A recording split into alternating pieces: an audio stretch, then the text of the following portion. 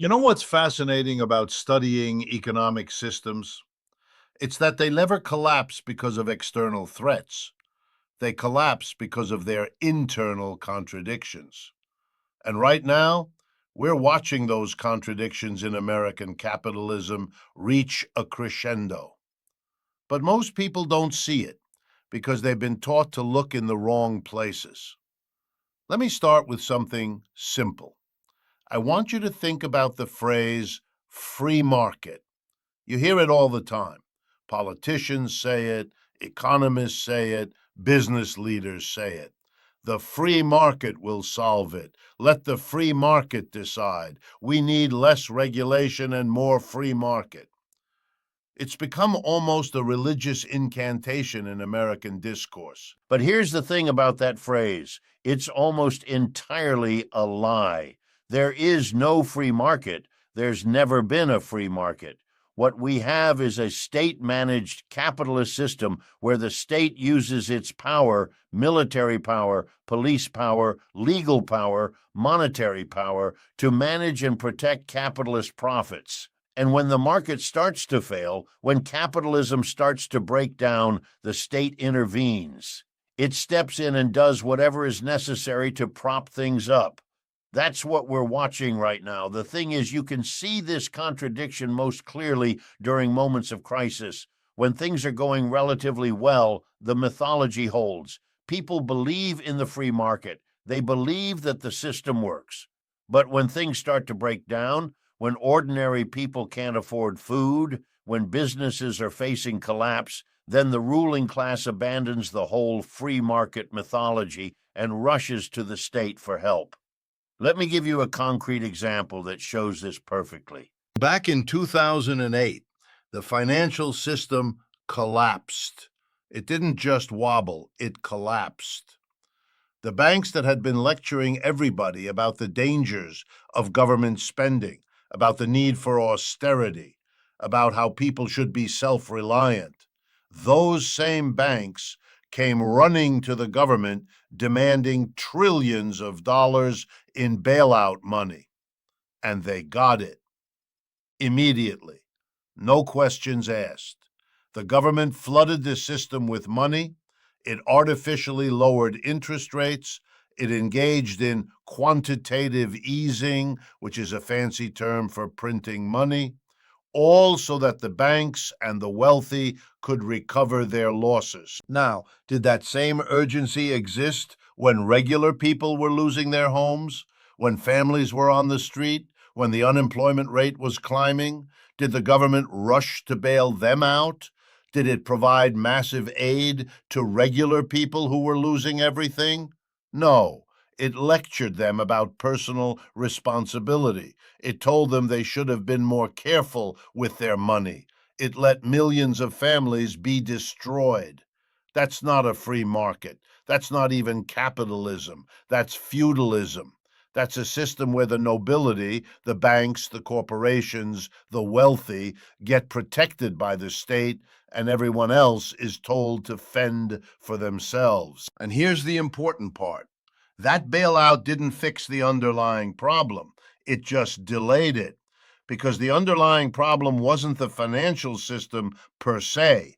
The financial system was just a symptom. The underlying problem was that capitalism in the United States was already broken. It couldn't generate enough demand to employ everyone and distribute enough wealth to keep the system stable. Think about it. In the years after World War II, the American capitalist system actually worked pretty well. You could graduate from high school, get a job in a factory, work for one company for 30 years, get a pension, retire with dignity, and buy a house. You could support a family on a single income. You could take vacations. You could have a decent life without going to college. That wasn't because capitalism suddenly became fair or generous. It was because of specific historical circumstances. After World War II, all the other industrialized countries, Europe, Japan, China, had been destroyed by war. Their factories were rubble. Their infrastructure was destroyed. So for a few decades, American capitalism had no serious competitors. American corporations could sell to the whole world. American wages were relatively high because workers had some bargaining power. American companies made enormous profits. But that situation wasn't permanent. Eventually, other countries rebuilt. Japan rebuilt. Germany rebuilt. And they had the advantage of starting from scratch with newer, more efficient technology. They didn't have to maintain old, inefficient factories like American companies did. So gradually, over decades, American competitiveness declined. American corporations moved production overseas where wages were lower. American markets started getting flooded with imports, and the whole system started to show signs of stress. And that stress has never gone away. It's just gotten worse because capitalism always has this problem. It needs to generate more profit to survive. Companies need to grow. Executives need to earn more every year. Shareholders need to see returns increase. There's always pressure to do more with less, to squeeze workers, to find new markets, to extract more value. But there's a limit to how much you can squeeze. Eventually, workers don't have anything left to squeeze. They can't work longer hours. They can't accept lower wages. They can't buy more stuff if you've already impoverished them. At that point, you hit a wall. You've exhausted the possibilities for generating profit through normal capitalist mechanisms. And what happens then? Well, the system either reforms itself, which means the wealthy accept lower profits, which they won't do, or it finds an artificial way to prop up demand. And that's where government spending comes in. Government spending, especially military spending, becomes a way to artificially create demand when the private sector can't generate it on its own. This is capitalism's dirty secret. It's not as simple as people think. It's not just businesses making things and selling them to consumers. There's a massive government component. The government funds research through universities and military programs. The government provides infrastructure. The government provides military contracts that guarantee profits. The government bails out failed companies. The government manages the money supply and interest rates.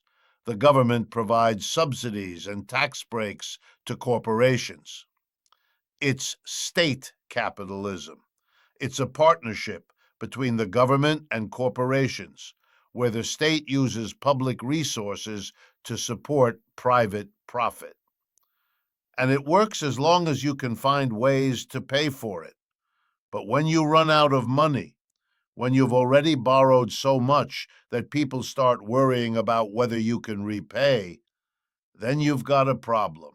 And that's exactly where we are. Let me talk about the numbers, because numbers are what the powerful hope you won't pay attention to. Numbers are boring. They don't make headlines. They don't get covered on television. But they tell you the real story. The United States government is spending more than it brings in. That's not controversial. Everyone admits it. We run deficits every single year, and we have been for decades. The only years we've run surpluses in the last 50 years were under Clinton, and those surpluses were temporary and based on a bubble in the stock market that eventually collapsed anyway. So where does the money come from? The government borrows it. It issues treasury bonds. It borrows from foreign governments, from central banks, from wealthy investors, from pension funds, from corporations.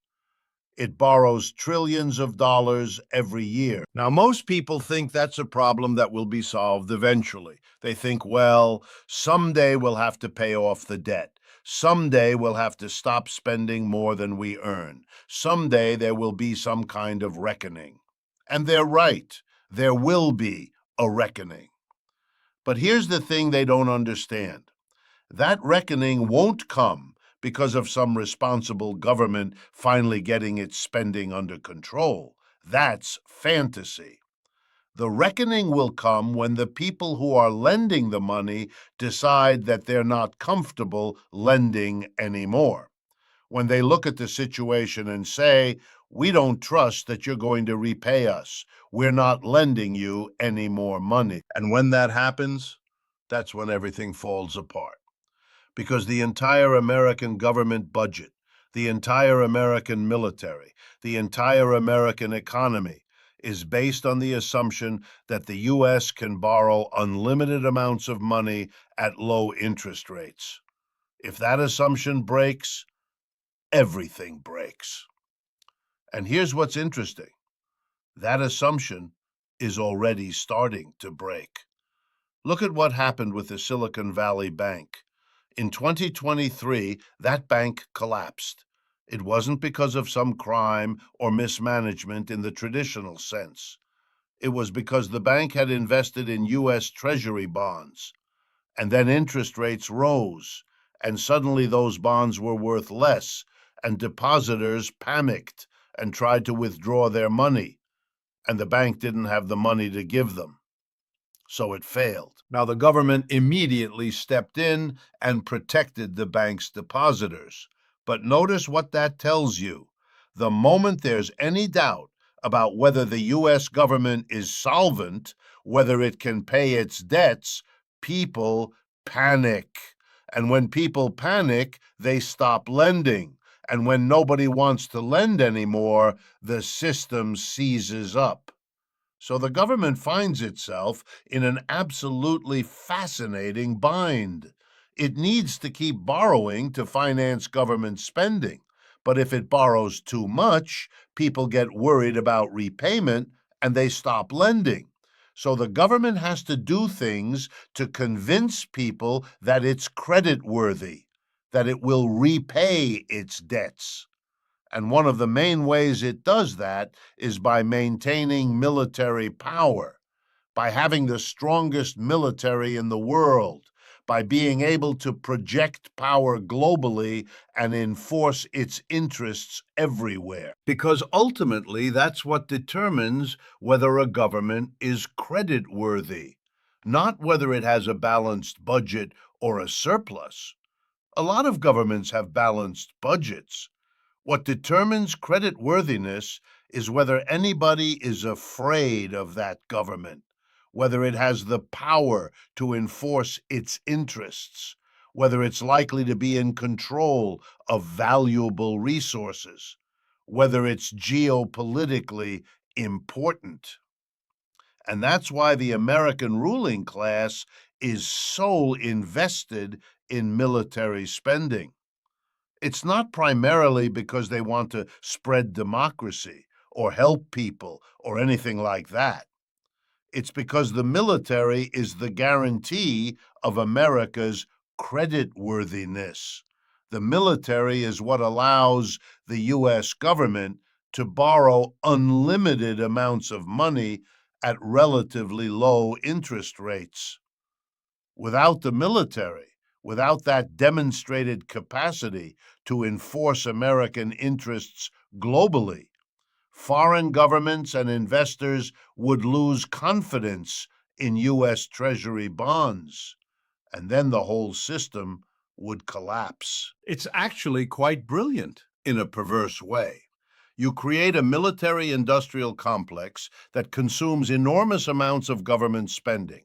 That spending goes to weapons manufacturers, to defense contractors, to military-related industries.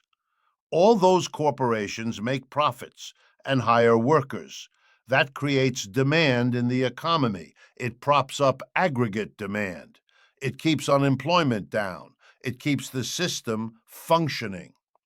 At the same time, that military spending demonstrates U.S. power globally. It shows that the U.S. is able and willing to intervene anywhere in the world.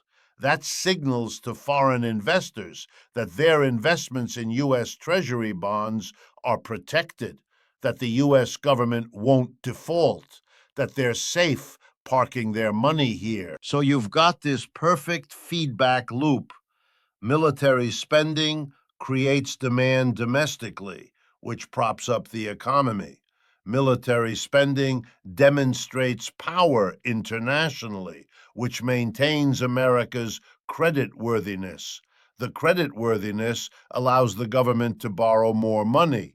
That money gets spent on military and domestic programs, which creates more demand. And on it goes. The problem is that this loop is starting to break down, and you can see it in multiple ways. First, the military is actually getting less effective. The U.S. military is spending more money than ever, around $700 billion per year, but it's not achieving its objectives. It can't win wars. It hasn't won a significant war since World War II. Since then, it's been Vietnam, lost. Afghanistan, lost. Iraq, ongoing quagmire. Syria, ongoing quagmire. And now it's picking fights with Iran, provoking Venezuela, threatening China over Taiwan, escalating tensions in Europe with Russia. But in none of these cases is the U.S. military actually winning in any meaningful sense. In fact, recent conflicts show that U.S. military dominance isn't what it used to be. When Russia invaded Ukraine, the U.S. and NATO expected the Russians to lose quickly. That didn't happen. Russia has proven capable of waging a sustained war. China has been developing military technology that narrows the gap with the U.S. Missile technology, drone technology, cyber warfare. These are all areas where the U.S. advantage is not as clear as it used to be. And here's the thing. When military power doesn't actually translate into the ability to enforce your interests, when you spend $1 trillion over 20 years in Afghanistan, and then the government falls to the Taliban within weeks of you leaving, that undermines your credibility. That raises questions about whether all that military spending is actually worth it. Second, the alternatives to the U.S. dollar are becoming more real. For decades, the U.S. dollar has been the world's reserve currency. That means governments, central banks, and corporations all hold their wealth in dollars. They do their trade in dollars. They invest in dollar-denominated assets like U.S. Treasury bonds. This has been an enormous advantage for the U.S. because it means demand for dollars is constant, which means the U.S. can borrow easily and cheaply. But that's changing. China has been developing alternatives. The Belt and Road Initiative is partly designed to reduce dependence on the dollar. BRICS countries have been talking about developing their own currency or using each other's currencies for trade instead of dollars. Central banks around the world are slowly diversifying their holdings away from dollars. Russia has reduced its dollar holdings to almost nothing because of U.S. sanctions. India is trading with Russia and Iran using their own currencies instead of dollars. It's a slow process. The dollar is still dominant, but the trajectory is clear. Eventually, other options will emerge that are credible enough that governments and investors won't need to hold as many dollars. And when that happens, demand for U.S. Treasury bonds will decline. Interest rates will rise. The cost of government borrowing will increase, and the entire system becomes harder to maintain. Third, and this is the most important one, the actual productive capacity of the American economy is declining. The U.S. manufactures very little anymore. It's outsourced almost all of its manufacturing to other countries. Semiconductors made in Taiwan and Korea. Textiles made in Bangladesh, Vietnam, Cambodia. Consumer electronics made in China. Automobiles increasingly made overseas. The U.S. is basically a service economy now. Finance, real estate, healthcare, entertainment, technology services. Those are the big sectors. But here's the problem. Service economies can't sustain empires. Empires need productive capacity. They need the ability to actually make things, especially military things. When the U.S. tried to ramp up military production during COVID, it discovered that it doesn't even manufacture the basic components for military equipment anymore. It had to source them from other countries. How do you maintain military dominance when you can't actually manufacture your own military equipment? This is a fundamental contradiction of American capitalism. It needs military spending to prop up the economy, but the military no longer actually works to enforce American interests. It's vastly expensive and increasingly ineffective. So you're throwing enormous amounts of money at something that doesn't deliver the benefits it's supposed to deliver. And that's where tariffs come in, because the ruling class understands that something needs to change. The current system isn't working. Military spending alone can't solve the problem anymore. Borrowing more money just digs the hole deeper. So they're looking for other ways to generate demand, other ways to prop up the economy, other ways to solve the problem. Tariffs are one option. Tariffs are taxes on imports. When you impose a tariff, you're saying if you want to sell goods to American consumers, you have to pay a tax. That tax gets collected by the government, and theoretically, the government uses it to reduce deficits or finance spending. But more importantly, tariffs have an economic effect. By making imports more expensive, tariffs reduce demand for imports. They might also reduce demand for domestic products if prices go up due to inflation. But they're supposed to encourage domestic production. The idea is that if imported goods are more expensive, American companies will have an incentive to produce more domestically. That would create jobs. That would increase demand. That would prop up the economy. Now, in theory, that makes sense. But in practice, it's more complicated. Because the American economy is so integrated into global supply chains, almost all American manufacturing now depends on importing components from other countries. If you impose tariffs, the cost of those components goes up, which means American manufacturers have to raise prices or accept lower profits. And if they raise prices, then they're less competitive. If they accept lower profits, then they have less money to invest and hire. So tariffs might reduce imports, but they also increase costs for American producers. The net effect on employment and growth is unclear. It might even be negative. But here's what's important. Regardless of whether tariffs are economically effective, the fact that the ruling class is pursuing them shows that the old strategies aren't working anymore. They can't just rely on military spending and borrowing. They need to try something different. They're getting desperate. And desperation is what characterizes declining empires. When you're in decline, but you're not willing to accept the decline, when you're not willing to fundamentally change how your system works, you start doing increasingly desperate things.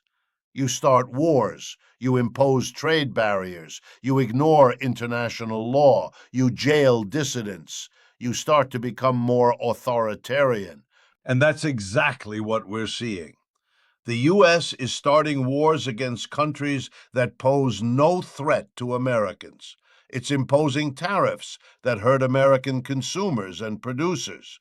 It's threatening allies and coercing them into relationships that benefit the U.S. at their expense. It's becoming more authoritarian domestically, with increased surveillance and decreased civil liberties. This is the behavior of a declining empire that's trying to preserve its power through force rather than accepting that the world has changed. Now, the thing about all of this is that it's ultimately unsustainable. You can't forever spend more than you earn. You can't forever fight wars you're not winning. You can't forever force other countries to subordinate their interests to yours when they're becoming more powerful. At some point, something has to give. And when it does, it's not going to be pretty. Let me paint a picture of what might happen. It's not guaranteed. History isn't predetermined, but it's a plausible scenario. First, the debt becomes more obviously unsustainable. Interest rates on U.S. Treasury bonds start rising because investors get nervous. That makes the cost of government borrowing more expensive.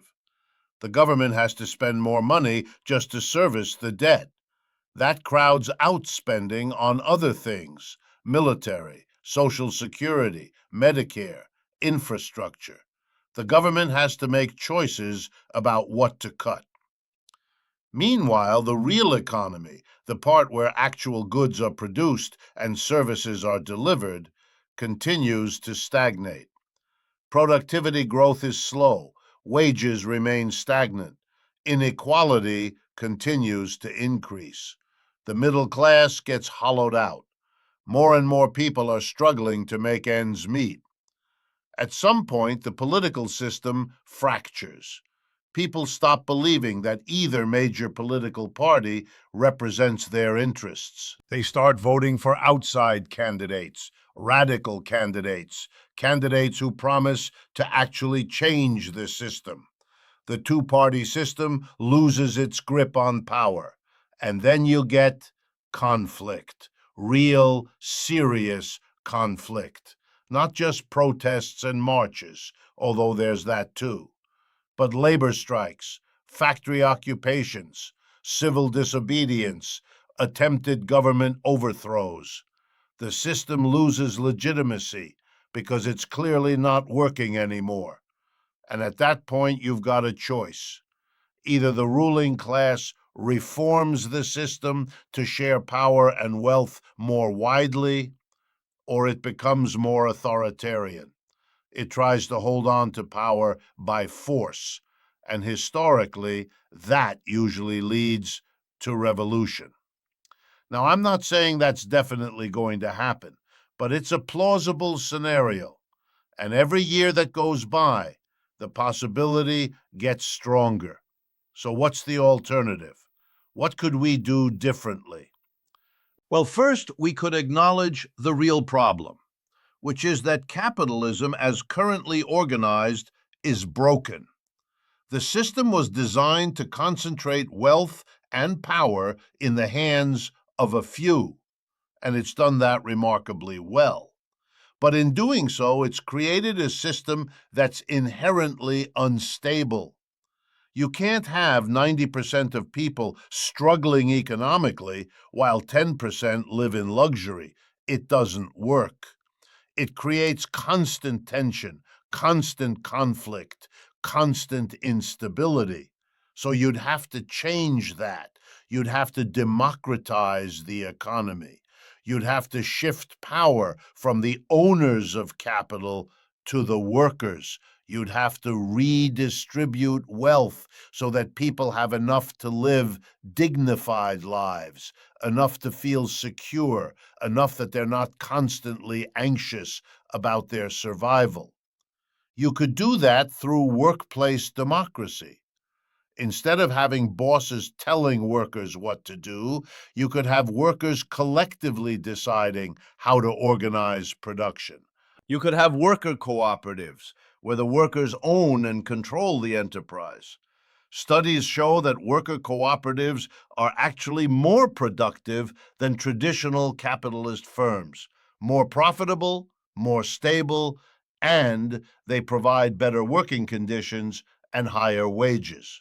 You could do that through stronger labor unions. Instead of the current situation where workers are isolated and powerless, you could have strong unions that can negotiate collectively and have real power in the economy. That would increase wages, which would increase demand, which would actually help the economy grow. You could do that through progressive taxation. Instead of the current situation where the wealthy pay lower tax rates than workers, you could have a tax system where those with more pay more. That would raise money that could be used for public goods, education, healthcare, infrastructure, transportation, environmental protection. Those are things that would actually make people's lives better and make the economy more productive. You could do that through reduced military spending. Instead of spending $700 billion per year on military, you could spend $100 billion and use the $600 billion that's freed up for other things. That would free up productive capacity. It would reduce the military-industrial complex that's corrupting politics. It would reduce American military interventions around the world. Could all of these things be done at once? No. That would be too much change too fast, and it would destabilize the system. But they could be done gradually. You could start with one and then move to the next. Would the wealthy accept this? No, they wouldn't. They'd fight it. They'd use their money and power to prevent it. They'd convince people that it's impossible, that it's un-American, that it's communist, that it's going to destroy the economy. But here's the thing. They won't have a choice because the system is breaking down. The old approaches aren't working. At some point, the contradiction between what people need and what the system is providing becomes so obvious that people demand change. And when enough people demand change, things change. Not because the powerful agree to change, because the alternative is instability and conflict that nobody wants. So here's what I would do if I were you. First, stop accepting the premise that the current system is natural or inevitable. It's not.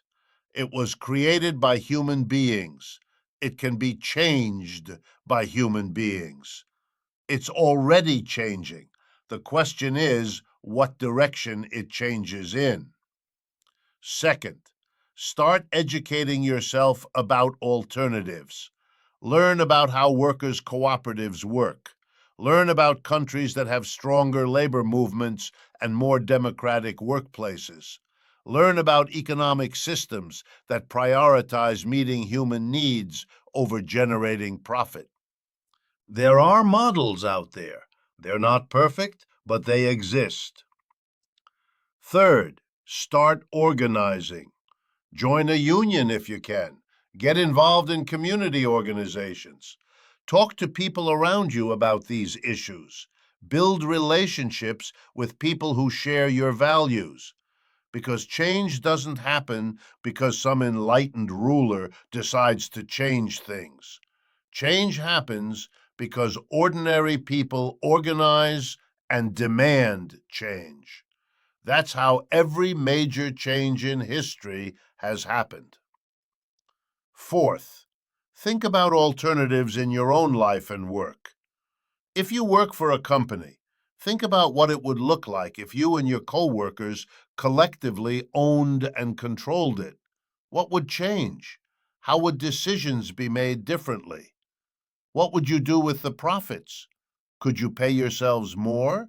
Could you work less? Could you spend more time on things that matter? Those questions might sound naive or impossible. They're not. Worker cooperatives are doing those things right now. They're not common in the U.S., but they exist, and they're usually more successful than traditional capitalist firms. And finally, remember this. The system that's currently running things is failing. The people at the top know it. They're getting desperate. They're doing crazy things: wars, tariffs, coups, authoritarian crackdowns. That's not a sign that the system is strong. It's a sign that the system is weak and falling apart. And when systems fall apart, there's an opportunity for something new to be built. The old empire is collapsing. The question is, what gets built in its place? That's something we actually get to decide, and that decision matters more than you might think. So stop accepting the mythology. Start looking at reality. Start organizing. Start building alternatives, because the future is being written right now, and it doesn't have to look anything like the past.